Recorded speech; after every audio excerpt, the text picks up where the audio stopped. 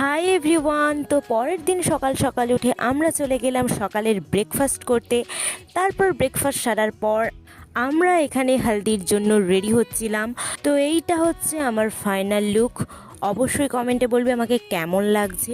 জানি হলদিতে সবাই ইয়েলো পরে, বাট আমার মতিভ্রম হয়েছিল, সেই জন্যই আমি সবুজটাকে চুজ করেছি আর ইয়েলো কালারের শাড়ি কেনার ঝামেলাতে যাইনি। তো এখানে হচ্ছে সবার সাথে নিজেদের ক্লিপস নেওয়ার পর আমরা এখানে বরমশাইয়ের অপেক্ষা করছিলাম, কিন্তু বরমশাইকে সবাই মিলে এতই ঘিরে রেখেছিল যে আমরা ওখানে ঢোকার জায়গাই পাইনি। সেই জন্য আমি পেছনে বসে বসে নিজেরই ক্লিপস নিচ্ছিলাম। কি করব, বরমশাই না হোক আমার নিজের তো হবে। তারপর জেঠিমা আসার পর এখানে হলদির কার্যক্রম স্টার্ট হলো। এখানে জেঠিমা আর দাদা মিলে দুজনেই পোজ দিচ্ছিল। যাই হোক, বিয়ে তো সবার একবারই হয়, সেই জন্য যেরকমই মুড থাকুক না কেন পোজ ভালো দিতে হবে।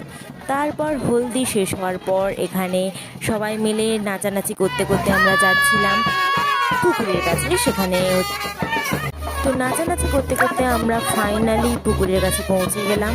তো এখানে আবার পুজো হবে। তো এখানে সুলোচনা নেমে গেছিল পুকুরে। এবার এখানে